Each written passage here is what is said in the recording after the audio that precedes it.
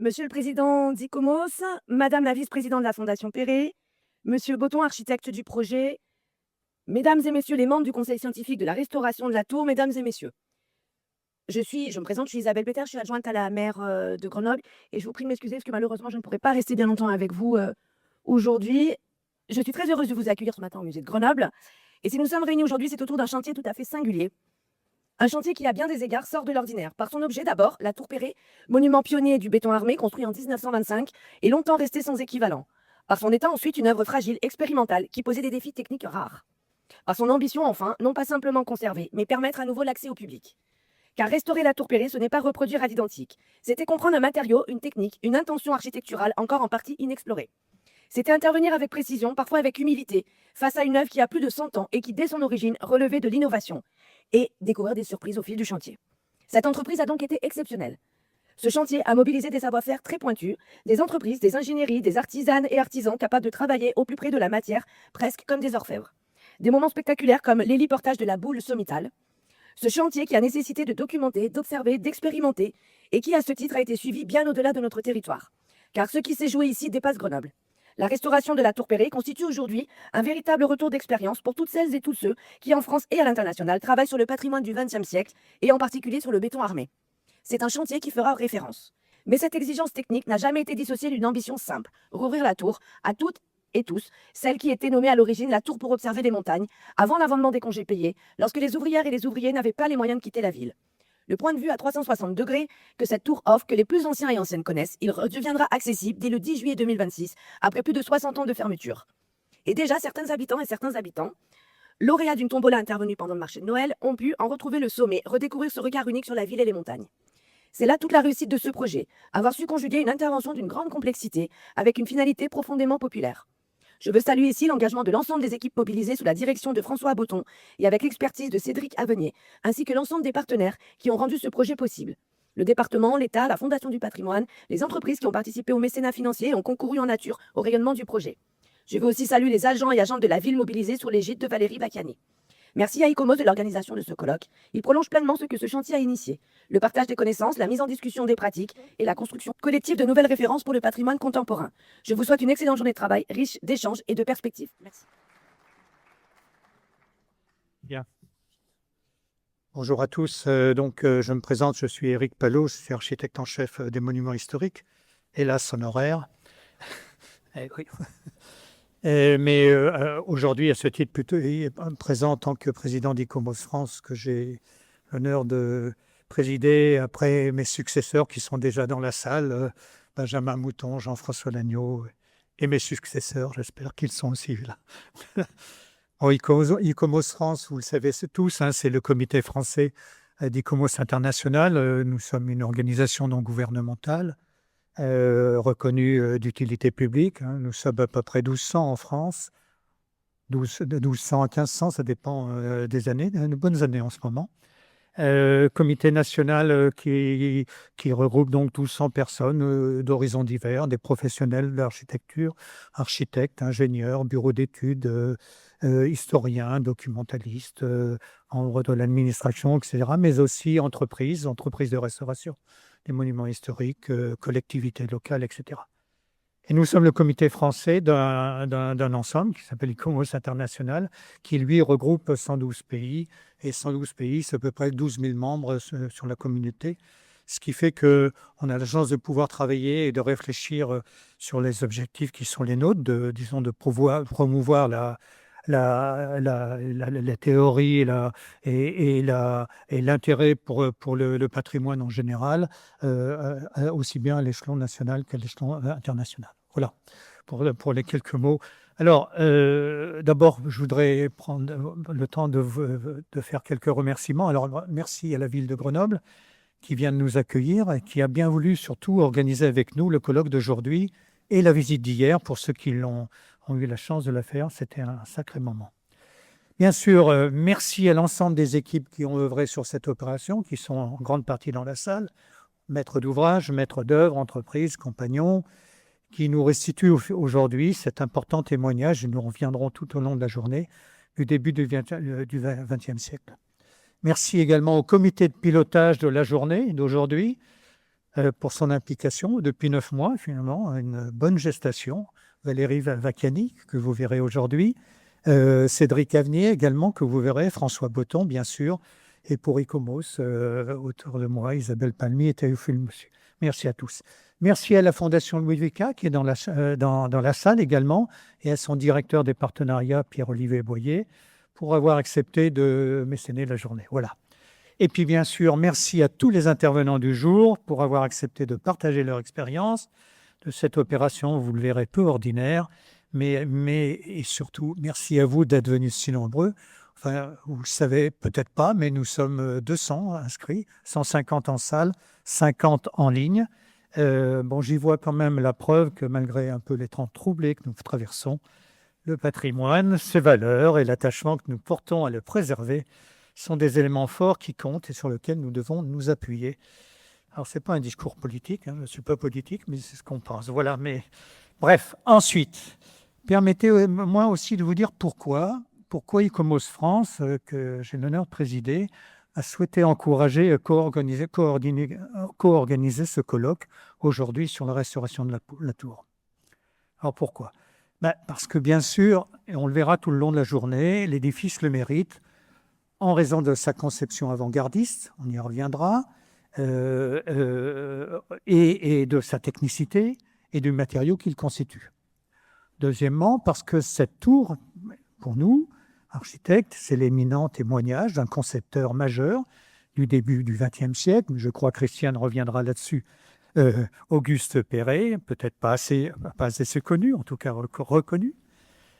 Parce que pour nous, c'est une restauration exemplaire dans sa méthodologie, en termes d'études préliminaires, en termes de tranches d'essai, on en parlera, de collaborations multiples et des techniques de restauration employées, vous verrez, qui ne sont pas forcément toutes ordinaires. Parce que c'est aussi, à mon sens, une restauration exemplaire dans les choix de conservation qui ont été faits, qui ont été effectués entre préservation de la matière originelle et intervention structurelle pour stabiliser un édifice qui, alors, était en très mauvais état, et de traitement des épidermes aussi. Parce que cet ouvrage, aussi, c'est un monument historique classé, reconnu comme tel pour ses qualités plastiques, techniques et son matériau de construction, le béton, et en conséquence, qui doit être appréhendé lors de sa restauration avec les mêmes logiques doctrinales, osons le mot, de conservation, pour que les mêmes logiques que les autres édifices qui sont construits en matériaux plus traditionnels et qui constituent le patrimoine. Parce que cette restauration fine aussi pose des questions, alors d'intégrité bien sûr, d'authenticité, on en parlera, mais aussi de pérennité, ce qui a conduit à penser ce travail de restauration et le travail de maintenance en même temps que le projet initial. Et puis parce qu'enfin, peut-être, parce que le colloque d'aujourd'hui, qui reviendra bien sûr en détail sur tout ce que je viens d'évoquer, est en quelque sorte peut-être un désaboutissement des actions que mènent ICOMOS France et ICOMOS International sur le sujet du béton depuis 30 ans. Alors voilà, donc j'ai l'impression que c'est le rôle d'ICOMOS France, en tout cas, d'encourager, de faire reconnaître ce type d'intervention, les réflexions, les moyens, les techniques qui ont été mises en œuvre, et le travail des hommes qui, on le dira jamais assez dans la journée, toujours dans une même logique d'intervention sous-tendue par des grandes chartes internationales de conservation, de restauration et de mise en valeur, s'adaptent à des technicités nouvelles tout en conservant l'esprit et le savoir-faire traditionnel. Voilà. Alors pour quand même, qu'est-ce que ICOMOS a fait sur la thématique des bétons ? En fait, la réflexion d'ICOMOS est née dans les années 1995 au travers d'un colloque que vous avez sûrement en grande partie tous suivi, le fameux colloque de Metz de 1995. Et depuis, ICOMOS n'a cessé de structurer sa réflexion, enrichir, diffuser une réflexion internationale sur la restauration des bétons globalement. Alors, Metz, c'était en 1995, c'était le début. On était à une époque où le patrimoine était encore largement sous-évalué, exposé à des destructions fréquentes, souvent justifiées par des considérations économiques ou par l'absence de dispositifs de protection adaptés. Et donc, dans ce contexte, ICOMOS France a essayé de faire émerger la notion de valeur culturelle du patrimoine moderne, bien sûr, du béton, interroger les outils de protection juridique et patrimoniale et initier une réflexion. Cette réflexion, donc, si vous voulez, le béton qui a commencé d'émerger dans notre réflexion dans les années 95 est devenu progressivement un objet finalement patrimonial à part entière, nécessitant, on le verra, des approches assez spécifiques. Durant les années 2000 à 2010, ICOMOS a poursuivi son investigation, notamment grâce à l'action de Christian Schmull, qui va intervenir tout à l'heure, créer un groupe de travail sur le patrimoine moderne et un comité scientifique international, l'ISC 20C, sur la pathologie du béton, donc, dans lequel ont été étudiées la compréhension des pathologies, les tensions entre réparation technique, respect de l'authenticité et dans lequel est apparue la nécessité d'une approche pluridisciplinaire, associant forcément historiens, etc. En 2017, Grenoble a été un tournant puisqu'il y a déjà eu un colloque organisé ici. D'aucuns d'entre vous l'ont suivi. Ça, je vous rappelle le titre, « Restaurer les bétons, la masse et les pieds d'herbe », pour lequel il y a eu une publication d'actes qui se trouve en bas à l'accueil, que vous pourrez feuilleter, que vous pourrez retrouver. C'était un colloque qui s'était tenu en partenariat avec le LABEX, Architecture, Environnement et Culture Constructive de l'ENSAC de Grenoble, et qui a permis de croiser les analyses, de confronter les avancées scientifiques, d'inscrire véritablement la restauration du béton dans une réflexion pleinement opérationnelle. Ce colloque a été poursuivi, et d'aucuns l'ont suivi également en 2019 à Venise, où là, on a assisté à une internationalisation plus importante des approches en comparant ce qui se faisait en Italie, en France et ailleurs. C'est suivi également en 2022 un colloque à Porto, organisé dans le cadre du comité scientifique international que je citais, ISC 20C, qui à la fois porté sur des problèmes de réflexion sur la conservation, mais aussi qui faisait un point sur les méthodes de diagnostic, sur les stratégies de réparation, etc. Voilà. Autre action qu'on a eu la chance de mener à ICOMOS, c'est à Brasilia. On a fait une approche assez intéressante opérationnelle pour lequel Vika nous a aidés et comparative avec les bétons de Niemeyer à Brasilia. C'était une opération qui était très intéressante puisqu'on a mis en place des ateliers techniques d'échange. On a fait un séminaire scientifique et un salon du patrimoine. Voilà. Et puis en 2024, bien sûr, le premier colloque tenu en visio sur le cas de la Tour Perret où ont été mis en œuvre rappeler les outils qui avaient été mis en place, l'articulation entre recherche scientifique, tout ça, on y reviendra la journée. Alors aujourd'hui, à ICOMOS, on essaye d'ouvrir un petit peu la réflexion, forcément en prenant en compte l'approche un peu écologique, l'empreinte carbone des interventions, limiter celle-ci, en réfléchissant à la durabilité des matériaux, on aura l'occasion de revenir aujourd'hui, en réfléchissant à la formation, la transmission des savoirs, etc. Donc, en fait, là, on s'aperçoit que la restauration des bétons apparaît comme un champ stratégique à la croisée des enjeux patrimoniaux, techniques, environnementaux et sociétés dans lequel nous, ICOMOS France, on considère qu'on a un rôle, peut-être pas de premier plan, mais en tout cas un rôle à jouer. Voilà. Alors, la journée d'aujourd'hui, c'est donc l'occasion de faire le point, comme on vient de nous l'annoncer, sur cette opération exemplaire.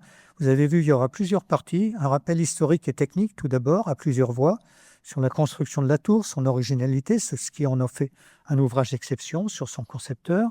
Ensuite, on aura une présentation de l'opération en termes de gouvernance, sur le montage de celle-ci, assez difficile, on en parlera, et sur les différentes décisions qui ont été prises. Ensuite, on aura un développé assez long de la méthodologie qui a été mise en place pour cette opération, également à plusieurs voies, études préliminaires, essais, etc. Ensuite, un exposé approfondi du déroulement et de la mise en œuvre des travaux. Et puis, notre dernier interlocuteur, François Goven, aura la lourde tâche de tirer un peu les conclusions de la journée. Alors, vous dire que cette journée donne lieu à une captation en ligne, qui sera rediffusée sur les réseaux sociaux. Elle est complètement enregistrée et elle donnera lieu aussi, on l'espère assez rapidement, à la publication d'actes sous la forme d'un cahier technique ICOMOS comme ceux qu'on a l'habitude de publier et dont vous avez quelques exemplaires en bas à votre disposition. Voilà. Je veux vous remercier de votre attention. Sans plus attendre, j'appelle en tribune Christiane Schmulke-Müller, Cédric Avenier, Joseph Abraham et Valérie Jacquinet. S'il vous plaît.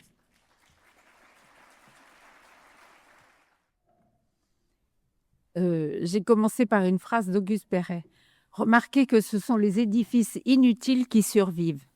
J'ai retenu cette réflexion du grand architecte, inscrite au crayon de sa belle écriture rapide parmi les documents conservés par l'association Auguste Perret.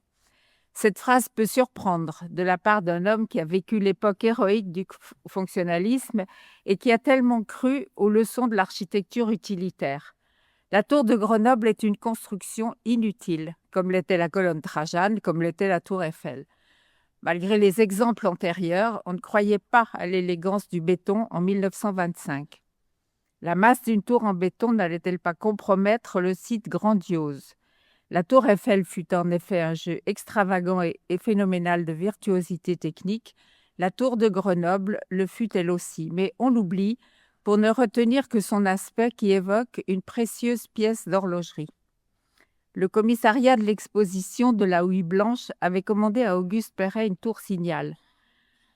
Contrarié par l'inutilité du programme, le maître en fit une tour d'orientation. Et dans le paysage de montagne, la tour joua son rôle. Le programme demandait une tour de 60 mètres de hauteur. Auguste Perret l'éleva à 95 mètres avec son paratonnerre. Sa haute tour est un faisceau de 8 poteaux réunis par des anneaux dans lequel le grand escalier intérieur enroule sa vaste spirale. C'est une aiguille remarquablement construite sur un terrain de glaise complètement inondé jusqu'à 11 mètres de profondeur. Elle est fondée sur 72 poteaux reliés par une couronne de 11,40 mètres de diamètre extérieur pour 6,20 mètres de diamètre intérieur. Les panneaux de remplissage sont traités comme les mailles d'un monumental tressage ou à la manière d'écailles animales. Les ornements projetés au sommet de la tour seraient l'œuvre de Zadkine, un dauphin et les Trois Roses de Grenoble. L'architecte François Botton et ses partenaires ont œuvré magistralement pour nous transmettre, dans toute sa beauté et son authenticité, ce témoin majeur. Préserver cette audacieuse construction qui figure dans l'œuvre d'Auguste Perret parmi les 10 réalisations les plus remarquables du maître de la première moitié du XXe siècle est un défi. Et nous sommes ici réunis pour saluer l'œuvre de restauration.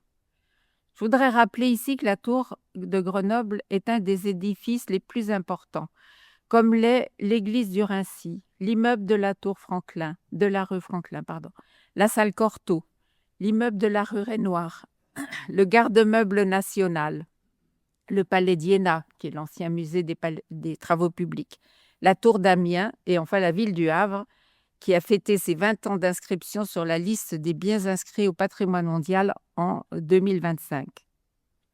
Enfin, je vais conclure cette brève présentation avec Perret.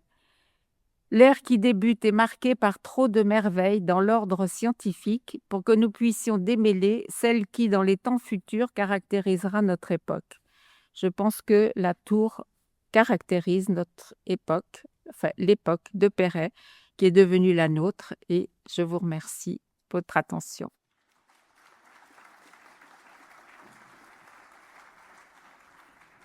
Merci Christiane. Alors, Joseph Abraham, vous êtes architecte, historien, professeur à l'École d'architecture de Nancy, chercheur au laboratoire d'histoire de l'architecture contemporaine de Nancy. Alors, vous nous proposez d'évoquer la pensée structurelle d'Auguste Perret, la place de la tour de Grenoble dans l'œuvre de Perret. Voilà. Je vais essayer en quelques images de situer la tour de Grenoble dans l'œuvre de Perret. La tour occupe à la fois une position marginale, pour les raisons qu'a évoquées Christiane tout à l'heure, mais en même temps centrale, à un point tel qu'elle préfigure véritablement l'œuvre de maturité d'Auguste Perret. Donc je vais essayer de montrer cela. Je vais partir de ces deux images. On ne peut pas parler d'Auguste Perret sans le rapporter à sa fratrie. On le voit ici avec son frère Gustave, devant le chantier de l'ossature de l'immeuble de la rue Franklin.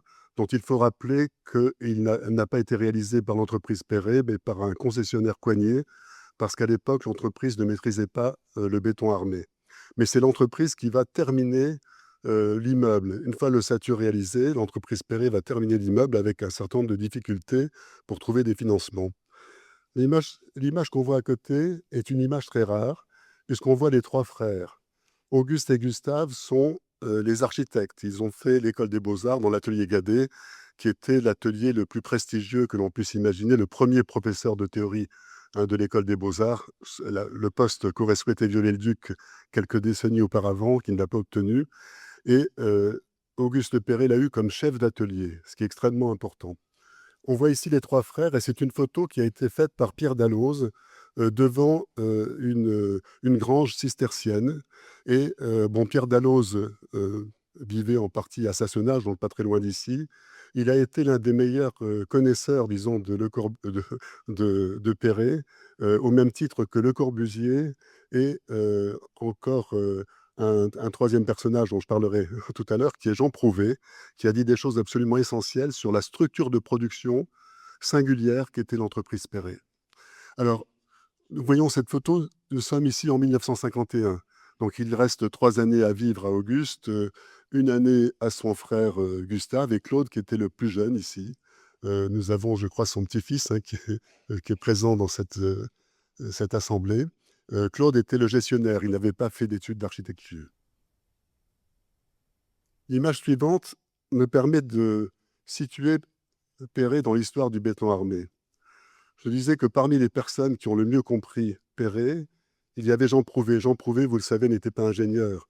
Il était au départ un ferronnier, héritier de l'école de Nancy, et c'est son rapport à la tôle qui l'a amené à concevoir des formes, à développer une pensée structurelle. Et 20 ans après la mort de Perret, la revue Domus lui demande quelques mots sur Auguste Perret. Il explique qu'il a rencontré à plusieurs occasions, et les mots qu'emploie Jean Prouvé sont absolument extraordinaires, parce que Jean Prouvé était un constructeur, il parle d'un autre constructeur, et il a tendance à analyser Perret à travers son propre rapport aux matériaux. Il explique que le béton armé a en fait inspiré Perret. L'architecture que fait Perret, il définit un rapport d'extériorité à la matière. Il faut simplement se souvenir que Auguste Perret et son frère Gustave avaient déjà conçu plusieurs immeubles à Paris de très grande qualité qui employaient les techniques mixtes de construction. Ils étaient régulièrement publiés depuis leurs études d'architecture, ont publié leurs dessins, leurs projets, et ceci explique en grande partie la manière très particulière dont ils vont aborder le matériau. Alors sur ces 3 lignes, sur ces 3 lignes, ici, on voit résumé à partir d'images clés l'histoire du béton armé. La première ligne autour des années 1850, la barque Lambeau, il y a 2 exemplaires, celui de la collection du musée des travaux publics et l'autre exemplaire au musée de Brignoles, qui servait à l'usage personnel de Lambeau, qui est en plus mauvais état. Ici, vous avez... Alors, cette barque est exposée en 1855 à l'Expo universelle. À côté, vous avez les caisses à fleurs de Joseph Monnier, qui datent de la même période. Monnier a déposé toute une série de brevets partant de poteaux, de dalles, de canalisations. Et déjà, dans son itinéraire, on voit comment le béton va conquérir l'ensemble du domaine de la construction. Et puis, cette magnifique maison qui mériterait d'être au patrimoine mondial, qui est la première maison de François Coignet, où il a coulé en fait des planchers en béton sur des fers. Donc on a la première dalle en béton armé qui existe toujours aujourd'hui. Et puis la ligne suivante nous montre une deuxième phase en fait de l'histoire du béton armé. Alors je présente ici Anatole de Baudot qui méprisait le béton armé, qui ne jurait que par le ciment armé. Le béton armé étant pour lui un matériau mercantile, digne d'entrepreneur. Et c'est très important de le signaler. Donc il a réalisé plusieurs chefs-d'œuvre, dont ce chef-d'œuvre extraordinaire, qui est Saint-Jean-de-Montmartre à Paris, dont on voit ici l'intérieur. Il y a déjà, chez Anatole de Baudot, une prise en compte du monolithisme du matériau qui va être l'élément clé. Je vous présente ensuite 2 images clés de François Hennebique. François Hennebique a une situation particulière dans l'histoire du béton armé. C'est un maçon qui va monter sa propre entreprise, qui va devenir ensuite ingénieur, un expert du béton, qui va monter un réseau mondial. C'est lui qui a transformé le béton armé en matériau universel. Il l'avait compris et à partir des années 1890, à travers des ouvrages sur les 5 continents, à travers une cinquantaine de bureaux d'études, des dizaines de milliers d'ouvriers travaillant dans son réseau, il a fait de ce matériau le matériau que l'on connaît bien, qu'il n'est pas véritablement compris, comme l'ont dit d'ailleurs les grands constructeurs de la phase suivante, ce qu'était le monolithisme du béton armé. Il y a une phrase absolument magnifique de Robert Maillard, le constructeur de ponts suisse, qui expliquait qu'en fait, il y avait une prégnance du modèle métallique. C'est-à-dire que Henbik mettait des pièces en béton là où il y avait antérieurement des pièces métalliques, ce qui n'était évidemment pas nécessaire et qui était un obstacle à l'évolution du matériau. Donc je vous présente ici le magnifique bâtiment de Nantes, la minoterie de Nantes, qui je crois est en cours de reconversion, et puis une superbe usine du Nord de François Henbik. Et là, dans cette ligne, je vous présente le casino de Saint-Malo, qui est un projet remarquable de technique mixte. Le dossier d'archives du casino de Saint-Malo révèle un plaisir de construire qui est absolument extraordinaire, avec des fermes, avec des charpentes en bois qui ont des portées extraordinaires. La première salle de spectacle a été réalisée dans ce matériau et c'est, pour Auguste Perret, la découverte du béton armé, puisque l'entreprise Poivret et Fils, qui était de Rennes, ça n'est pas l'entreprise Perret qui réalise, c'est l'entreprise Poivret et Fils, a utilisé le béton armé comme matériau de substitution au métal pour des planchers de 15 mètres de portée. Donc ce casino était en soi une construction qui était un sommet, disons, dans la première phase de l'œuvre des frères Perret. Puis je vous montre une dernière ligne ici, qui montre une situation qui est souvent mal interprétée. Perret a dit lui-même, de manière très modeste dans ses premières conférences, qu'il avait inventé le béton esthétique, puisqu'il n'a jamais été le premier sur des programmes comme celui du théâtre, etc. Il y avait des projets antérieurs. Il a essayé de définir avec ses moyens propres son rôle.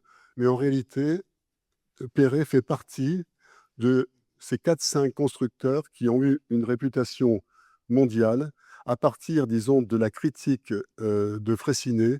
Quand Freycinet s'est rendu compte des défauts des modèles d'interprétation du béton armé, quand Freycinet a montré que la fameuse circulaire de 1906 était radicalement fausse, parce qu'inspirée des modèles métalliques et créée par des mathématiciens, on ne prenait pas en compte, disons, le caractère organique et vivant du béton armé, son monolithisme. Il y a eu ensuite une phase que Freycinet a inaugurée à partir de 1907, où se sont engouffrés des grands constructeurs. Et Perret était respecté de Freycinet, et également de Nerville, et également de Maillard. Il fait partie d'une étroite collection. Là, j'ai pris 3 images, ce sont 3 autoportraits. Les ateliers Esders, aucun autre constructeur n'aurait pu les faire comme l'a fait Perret. On pourrait dire autant ici de la halle des messageries d'Austerlitz, qui sont la station F actuelle qui a été miraculeusement sauvée, et puis le hangar d'Orvieto, en béton armé de Nerville. Perret appartient, disons, à cette catégorie-là. Donc c'est une position qui est très particulière dans l'histoire du béton armé. L'image suivante montre l'étendue des compétences de Perret au début de sa carrière. Donc on voit le chalet de Berneval, qui était en fait une petite construction en bois de 100 mètres carrés qui a été construite en Normandie pour le plaisir, disons, de la famille. Et Auguste Perret a expliqué que lorsque son père lui a confié les plans et la réalisation de ce bâtiment, il s'est senti architecte. Il avait 15 ans à l'époque. On voit à côté, on verra tout à l'heure, donc une autre image qui montre des dessins que Perret a réalisés à l'École des Beaux-Arts. Dès 1891, il avait 16 ans, et dès ce moment-là, les professeurs de l'École des Beaux-Arts me considèrent comme un futur Grand Prix de Rome. Et c'est vrai que ces dessins sont d'une sensibilité, d'une précision extraordinaire. Et puis j'ai montré à côté les dessins de l'immeuble de la rue Franklin. Dans le fond Perret, jusqu'au théâtre des Champs-Élysées, la plupart des dessins sont réalisés par les frères Perret, par Auguste qui dessine beaucoup de choses. C'est un dossier qui est très petit, celui de l'immeuble de la rue Franklin. Et on se rend compte de la distance maximale qui existe entre un dessin de rendu de l'école des beaux-arts, que Perret maîtrise d'une manière exceptionnelle, puisqu'on le récompense pour cela, et un dessin d'entreprise où l'architecte conçoit et implique dans le dessin, à partir du crayon de couleur, de l'encre, la matérialité de l'édifice. On a tout le décor, toute la fantaisie du décor de l'immeuble de la rue Franklin qui est compris dans ces dessins. Donc, voilà, donc il y a une confrontation de ces dessins. Ensuite, la planche suivante, vous verrez, c'est l'incroyable matérialité de l'immeuble de la rue Franklin, la fantaisie de Perret, qu'on peut comprendre en comparant l'immeuble de la rue Franklin à l'immeuble de la rue Wagram, qui est construit quelques années auparavant avec des techniques traditionnelles. C'est presque une transposition de la conception avec la radicalité que permet le béton armé, et notamment la notion de compacité, de non-articulation des éléments, comme on va le voir. Voilà. Donc, vous voyez, cette planche permet de comprendre les compétences de ce jeune homme qu'est Perret. Il faut savoir qu'il a 25 ans quand il construit le casino de Saint-Malo. Hein. Alors, il ne construit pas donc avec l'entreprise familiale, mais il le conçoit jusque dans les détails. Donc, vous voyez ici, le chalet de Berneval, donc 15 ans, c'est de l'autoconstruction. Bon, il y a aussi une entreprise relais en Normandie. Vous avez ici une réalisation, un des immeubles en technique mixte. On ne peut pas parler de technique traditionnelle, puisqu'en fait, on a tout le produit de la révolution industrielle qui permet de combiner les techniques et les matériaux. Voilà, ici, c'est un immeuble commercial qui est un véritable chef-d'œuvre, qui est publié dans la construction moderne à l'époque, 1898. Et vous voyez donc ici un des rendus de ce jeune homme de 16 ans à l'école des beaux-arts, voilà, qu'on a considéré comme un futur Grand Prix de Rome à juste titre. Il y a eu des expos sur les rendus des Grands Prix de Rome, donc on sait très bien pourquoi. Et puis, bien sûr, la lecture de Viollet-le-Duc. Il faut que je revienne en arrière. Voilà. Vous avez ici un détail de ce travail qu'il a fait donc, à l'atelier Gadet. Et vous avez à côté le dessin ici d'un morceau de façade de l'immeuble de la rue Franklin, où vous voyez déjà des quantités de détails de l'immeuble qui sont dessinés. Ils ne le seront pas deux fois. Et ensuite, c'est la communication directe avec Bigot qui permet en fait d'avoir ce magnifique décor comment dire, qui raconte véritablement une histoire jusqu'au sommet de l'immeuble. C'est d'une très grande sensibilité. Vous avez ici donc la confrontation des matériaux. Il y a une autre valeur dans l'immeuble de la rue Franklin, c'est cette espèce de compacité qui existe. En fait, c'est un immeuble qui est conçu comme une superposition de planchers de béton. Et alors, il faut savoir qu'il y a dans ce dossier d'esquisse une solution métal et une solution béton, et finalement, contre l'avis de leur père, les frères Perret construisent en béton. Je vous présente cela parce que la question de la hauteur qui nous intéresse pour Grenoble est décisive. Quand les frères Perret réalisent cet immeuble qui est compact, hein, on se rend compte qu'il y a une interprétation du plan en fait en enfilade qui donne des valeurs nouvelles. Quand vous prenez ici les grandes fenêtres, la fenêtre de Perret, c'est une fenêtre qui va de dalle à dalle. Ce n'est pas la fenêtre haussmannienne, c'est un élargissement de la fenêtre haussmannienne. Donc il y a quelque chose de complètement neuf. Comme le bâtiment utilise les règlements de Paris, il est en creux ici. Si vous développez les baies vitrées de manière linéaire, que vous les ramenez au plan de l'alignement, vous allez excéder la longueur de la façade. Voilà. Alors, les frères Perret donnent une conférence de presse, alors pas spécialement pour des revues d'architecture. Heureusement, elle a été relayée par une revue, un journal de sportifs. Ils donnent une conférence de presse sur le toit-terrasse. Il faut savoir que l'immeuble, à l'époque, était considéré comme un building de 10 niveaux. Et ils disent dès 1905 qu'ils ont l'intention de construire à Paris des immeubles en béton armé qui se différencieraient de l'architecture américaine de l'école de Chicago en métal. Et ils parlent d'immeubles de 20 étages. Donc, par extrapolation, ça donnerait ceci. Voilà. Voilà l'immeuble de la rue Franklin. Donc, on imagine cela qui serait réparti donc d'une manière harmonieuse dans les béances, disons, du tissu parisien, notamment sur les fortifications. Et puis de cela va dériver, dans les années 20, le fameux projet des villes-tours, qui a très fortement influencé Le Corbusier. Et vous voyez qu'ici, Auguste Perret, comme le fera Le Corbusier dans ses conférences en Amérique latine, va comparer ces immeubles, la grande maison, selon Le Corbusier, à un paquebot. La référence au paquebot chez Le Corbusier date de 1920, mais elle n'a pas le même rôle en 1929 dans le livre Précision. Et Perret ajoute, c'est la revue Science et Vie qui publie cette image, Il rajoute qu'entre le paquebot horizontal et la tour de 250 mètres de haut, vous voyez, on met bien les cotes, il y a en fait une communauté constructive, puisqu'en fait ce sont deux poutres, une qui est horizontale, qui est en métal, et puis l'autre qui est verticale.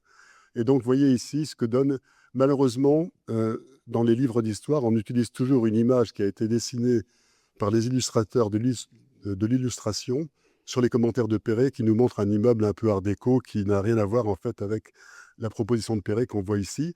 Et puis donc cette conquête de la verticalité va se terminer évidemment par la magnifique aventure de l'immeuble de la tour en fait d'Amiens, hein, qui est une tour dont l'histoire est absolument épique. Alors, ici, vous avez une première famille qui concerne ces immeubles en hauteur dans la carrière de Perret. Ici, la tour de Grenoble appartient à une autre famille qui va dériver en fait du clocher télescopique de l'église du Raincy. Pour comprendre cela, il faut se placer dans l'optique d'un architecte entrepreneur qui a accès à un type de commande auquel ne répondent pas les architectes, la commande industrielle. Comme point de repère, je vous donne ici une image qui est extraordinaire. Elle date de 1801. Elle est dessinée par Paxton et Watt, donc ceux qui ont rendu plus performante la machine à vapeur. Ils ne sont pas architectes. Et vous voyez ici que derrière toute pensée structurelle, voilà, la structure est résumée ici, il y a toujours une abstraction. Vous avez ici une trame quadrangulaire qui n'a pas le même statut que dans les ouvrages contemporains de Jean-Nicolas Durand à l'École polytechnique, où c'est vraiment la trame qui est surtout une trame distributive. Là, c'est une trame constructive. La pensée structurelle passe nécessairement par une abstraction qui va sans arrêt, comment dire, influencer le travail de Perret. Je cite aussi cette structure de hangar. En fait, c'est le hangar tout simplement industriel qui, transposé en milieu urbain, devient un marché, devient n'importe quel autre type de programme. Il y a une inversion du rapport à l'usage. La première commande industrielle des frères Perret, c'est en fait ce garage de la rue Pontieux, hein, qui est en fait un parking aérien, avec un travail remarquable sur la façade qui nous montre comment Perret va manipuler le programme pour réussir à donner un sens classique, exactement comme le fera Sullivan dans l'école de Chicago, à l'architecture du béton armé. Donc ça donne cette façade extraordinaire. Donc je vais passer. Donc nous sommes en 1906, hein, lorsqu'il a la chance de construire ce garage. Rappelons qu'il est tout près des Champs-Élysées. C'est en fait un parking, hein, voilà, le garage de la rue Pontieux, qui a été détruit dans les années 60, à la fin des années 60. Les images, on peut très bien faire ça. Ouvrir une parenthèse, profiter pour expliquer que la chance en fait de Perret, c'est d'avoir eu très tôt dans la bibliothèque de son père, qui était c'était en fait un tailleur de pierre libertaire, hein, qui avait été condamné à mort par contumace et qui avait dû fuir la France après l'insurrection de la Commune. Et lorsqu'il est revenu en France, il a créé une entreprise générale et en fait, il avait une bibliothèque absolument extraordinaire dont une de mes anciennes étudiantes, Annabella de Arrojo, a fait comment dire, voilà, le bilan, enfin l'expertise. Et parmi il y avait le dictionnaire raisonné de Viollet-le-Duc qui a servi véritablement très rapidement à Perret à comprendre le rôle, je dirais presque productif de la théorie en architecture, et notamment à travers les dessins de Viollet-le-Duc. Et ensuite, quand il a eu Julien Gadet, qui est l'auteur donc des fameux éléments et théories de l'architecture, son cours en fait, hein, en 4 tomes de milliers de pages, il a eu la chance d'être au contact d'un des professeurs les plus cultivés, hein, de la scène architecturale européenne de l'époque. Gadet a une influence jusqu'aux États-Unis. Et donc, il faut dire que Perret, et c'est la raison pour laquelle il est bon de l'appeler intellectuel constructeur, il a à la fois un projet sur l'histoire de l'architecture, sur son devenir, et c'est un architecte qui appartient pleinement à l'époque moderne, mais qui s'élève au-dessus, un peu comme Louis Kahn, ou comme Alberti ou Brunelleschi, il s'élève au-dessus de son époque par l'ambition qu'il porte pour la discipline tout entière, hein. Et on verra qu'il a étendu le champ du projet. C'est tout à fait évident quand il a un projet d'architecture sur la granulométrie d'un béton, sur la coloration d'un béton. Il y a une extension de la sphère de conception du projet qu'il est quasiment le seul, en raison de ses compétences particulières, à pouvoir donc expérimenter. Alors le point commun qu'il a avec Freycinet, Nervieux ou Maillard, c'est que tous étaient liés à des entreprises de bâtiments qui leur permettent d'avoir des laboratoires vivants. Hein, c'était absolument flagrant pour Nervieux, mais même si Freycinet n'était pas propriétaire de son entreprise, il a eu 3 patrons qui l'ont laissé expérimenter d'une façon extraordinaire, presque comme un scientifique. Donc, toutes ces compétences sont réunies chez Perret, et lui-même, parfois, ne sait pas exactement les exprimer. J'allais vous montrer aussi le théâtre des Champs-Élysées, juste pour montrer à quel point on a vraiment la pensée industrielle qui est présente, mais en même temps, une inversion des valeurs traditionnelles de la construction. Il y a un pragmatisme industriel qui va agir sur la conception architecturale chez Perret, et non pas dans le cas de la plus grande économie. Hein, c'est plutôt dans le cas de la plus grande pression sur la conception pour la faire progresser. Il y a cette aventure-là. Voilà, donc voici la famille à laquelle appartient la tour de Grenoble, donc le clocher télescopique du Raincy, donc 43 mètres de haut, la tour de Grenoble, donc, qui dépasse les 90 mètres, l'église Sainte-Jeanne d'Arc, un an après, 200 mètres de hauteur, en plein Paris. Et un journaliste, Auguste Perret, dit qu'elle sera plus haute que le Sacré-Cœur de Paris. Hein, son père était un communard condamné à mort. Il était important d'avoir une revanche. Et puis pour terminer, donc l'église Saint-Joseph qui va permettre à Perret, de 51 à sa mort, disons, de résoudre des problèmes fondamentaux qu'il s'était posés autour du plan basilical et du plan centré. Je vous montre ici l'événement très important dans la carrière de Perret, c'est le théâtre des Champs-Élysées. Hein, on sait qu'il arrive par un biais un peu compliqué à cette commande en tant qu'entrepreneur. Donc l'image supérieure vous montre un théâtre, celui de Bar-le-Duc, qui date de 1900, donc qui est très largement antérieur au théâtre des Champs-Élysées, avec un très beau travail sur le béton. Ici, le théâtre de Berne. Le théâtre de Berne, c'est 1902. C'est un théâtre qui a dû inspirer le premier architecte du théâtre, qui était Henri Fivaz, qui était suisse et qui connaissait probablement ce précédent. Et puis la solution incroyablement inventive et radicale des frères Perret. Hein, dans les cas précédents, l'architecture et la construction, en fait, suivent à peu près le même schéma. Perret, lors de la visite du chantier, va dire à son ami Paul Gadet, qui était le fils de Julien Gadet, une phrase absolument extraordinaire. Il lui dit « J'ai construit ce théâtre comme une usine américaine ». En fait, si vous regardez la maquette qu'on a pu réaliser grâce à Jean-Louis Cohen quand il était directeur de l'Institut français d'architecture et qu'on préparait la grande expo de 2002 pour Le Havre, on a réalisé une grande maquette ici qui permet de montrer ce qui se passe au niveau de la structure. Vous voyez ici, le bâtiment est conçu comme une superposition de planchers, évidé pour créer la grande salle, grâce à un ouvrage d'art qui est en fait constitué de 4 poteaux que Perret appelle des pylônes, qui sont des structures qui permettent de porter ici des ponts.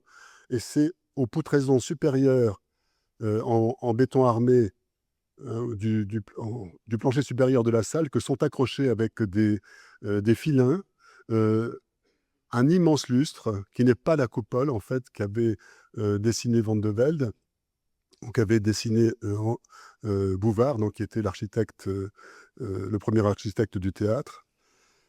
Et on accroche un immense lustre à la hauteur de la salle. Vous voyez, c'est en fait un lustre qui est constitué avec des fers à béton sur lesquels on a placé un quart de tore en papier mâché et sur lequel ont été marouflées les toiles de Maurice Denis.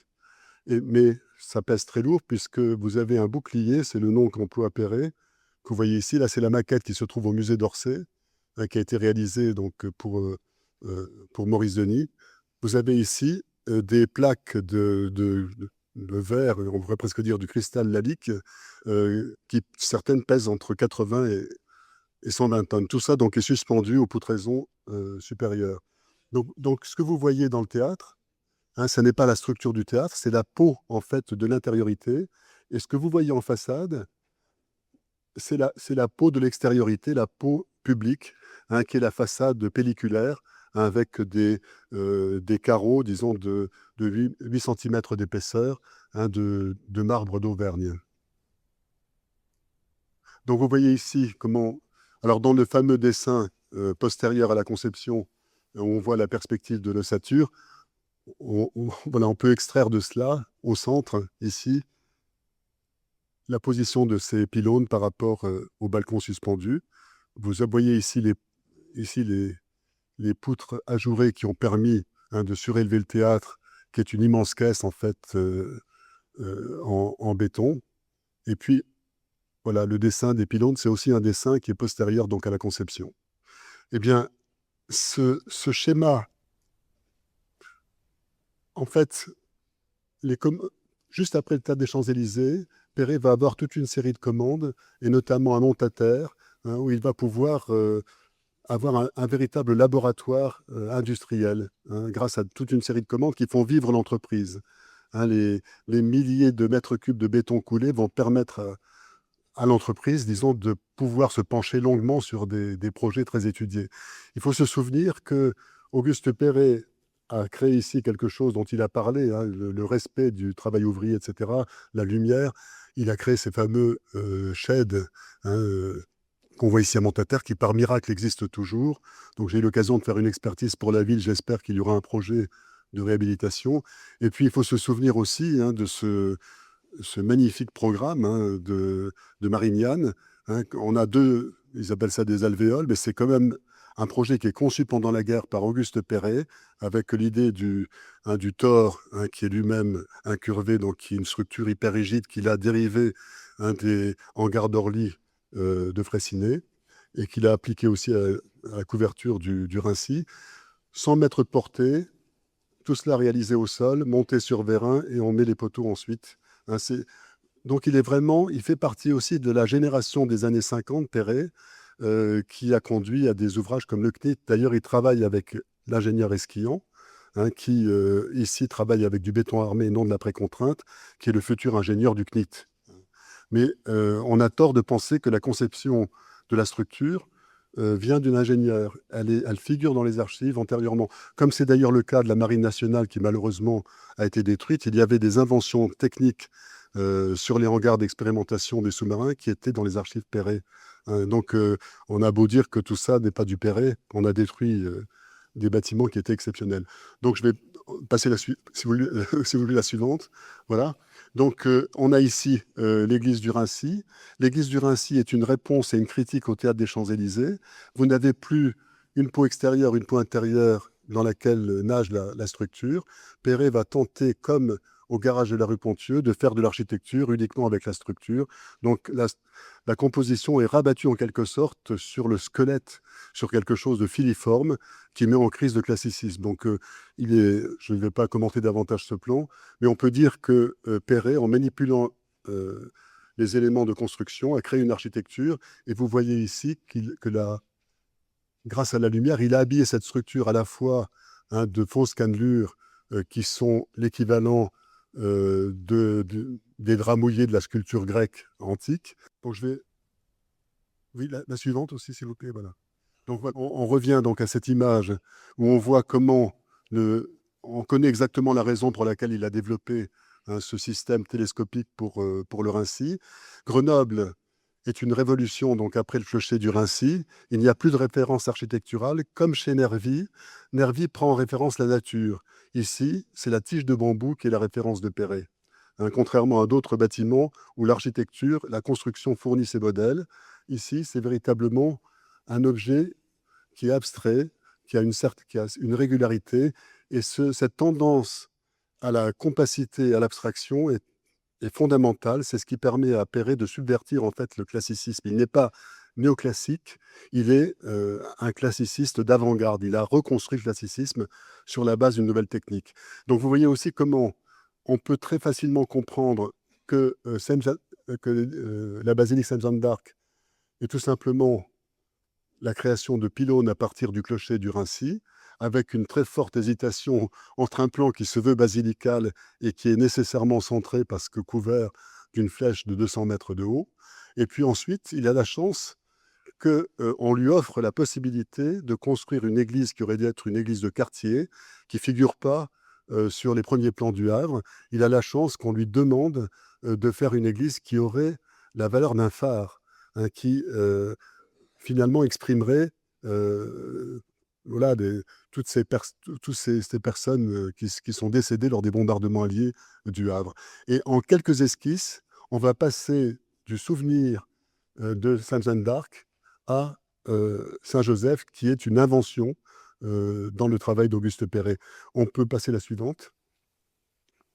Voilà, donc j'ai pris ici deux esquisses. On voit comment ce système, hein, de pylônes va décrire une structure majeure à l'échelle, comment dire, du paysage havrais. Hein. Voilà, on est au-dessus, on est à 104 mètres de haut, grâce à Pierre Dalloz, hein, puisque Perret n'a pas vu l'église terminée.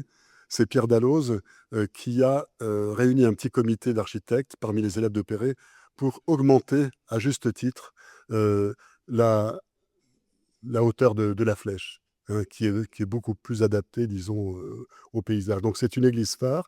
Il y a un deuxième ordre architectural qui est confronté à partir de colonnes, hein, qui va épouser en fait le vélum de la ville, hein, qui est de R+4. Donc on a la combinaison des deux. Donc on va voir comment, je crois que c'est la dernière image, la suivante. Bon, là, j'ai pas pu résister à une image que j'avais faite il y a 40 ans, en 86, qui nous montrait l'état à l'époque, mais en 40 ans, l'église, enfin, la tour s'était encore plus dégradée, comme vous savez.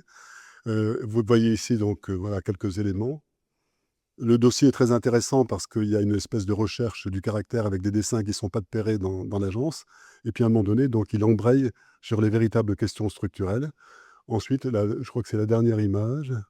Non, pas tout à fait. Voilà, on voit le passage donc, entre les trois autres projets et la tour de Grenoble qui joue un rôle décisif. Et puis, voilà, cette dernière image. Alors, vous avez ce magnifique chef-d'œuvre qu'est l'église Saint-Joseph du Havre. Et là, j'ai mis tout simplement une image de la tour de Grenoble. La tour de Grenoble a non seulement offert, disons, une solution à travers la coupe en plan et l'octogone, et aussi à travers la notion, comment dire, de compacité et d'abstraction, mais elle a aussi incorporé un mode de conception qui est présent dans d'autres dossiers de Perret, où on voit donc comment les projets se durcissent avec une radicalisation donc, de l'abstraction et un langage qui est de plus en plus raffiné. Donc voilà, l'intrus, c'est cela. Et ce qui est intéressant, c'est que c'est ce même Dalloz qui avait travaillé 6 ans chez Perret. Dalloz était un ingénieur, hein, en électronique qui n'a jamais pratiqué ce métier. C'était aussi un alpiniste, comme vous savez ici, de renom. Dalloz, en fait, a travaillé 6 ans chez Perret. Il s'est formé à l'architecture dans les années 30. Il l'avait rencontré en 32. Et il a ensuite été directeur de l'architecture. Il a rendu des services considérables à Perret quand il occupait cette position officielle, hein, notamment, et aussi à Pouillon. C'est lui qui a créé le lien entre Pouillon et Perret pour Marseille. Et c'est lui qui a fait sans doute aussi la photographie où on voit les deux. Et il a aidé Perret au moment où je posais déjà des problèmes de restauration du Rincy. Enfin, Dalloz a été un protecteur extraordinaire. Il est devenu architecte en passant 6 ans chez Perret. On pourrait dire que parmi les disciples élèves de Perret, il y a 2 cas. Il y a le cas de Le Corbusier, donc 14 mois à l'agence d'Harry Franklin, et puis les 6 années où Dalloz est venu travailler chez lui. Et il a été présent sur des chantiers éminents, et notamment sur la fin, disons, de l'église Saint-Joseph, qui est beaucoup plus belle achevée qu'elle n'était dans le dernier projet de Perret qu'il a fait, comment dire, dans l'urgence, mais avec une très très grande exigence intellectuelle. Je vous remercie.